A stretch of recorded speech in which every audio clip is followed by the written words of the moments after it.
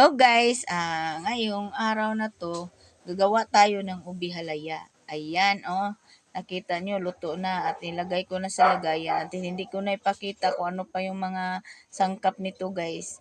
Kasi marami akong lulutuin ngayong araw na to. Ayan, ito na yung ubi halaya natin at kunti lang yung niluto natin at ito lang yun. Ayan, nakita nyo. Pagkatapos ko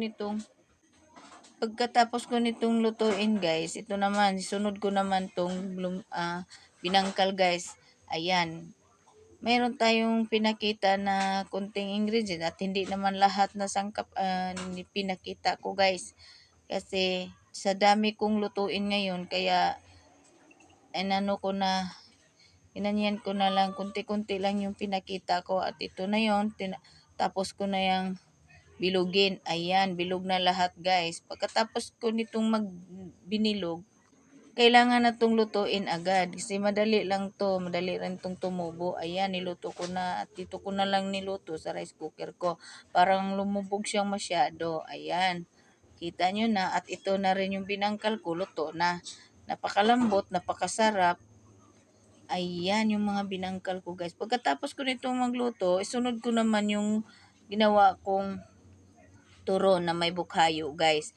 Yung niyog na napakalambot na niyog, ayan. Niluto ko na at ito na yon. At hindi ko na rin pinakita kung paano ko to ginawa. Ayan, niluto ko na. At ito pa rin yung mga lulutuin ko. Kunti lang rin to guys, pero marami itong niluto ko. Iba-iba ng mga ano to. Ayan, luto na. Pagkatapos ko nitong magluto guys, isunod ko naman agad yung donut at saka yung nilubid ko. Isunod kong magluto. Ayan, nakita nyo na no, kung paano ko to niluto. At ang dami kong niluto ngayong araw na to. Thank you for watching guys. Please subscribe, like, and share. Comment naman guys para naman sa susunod na post ko,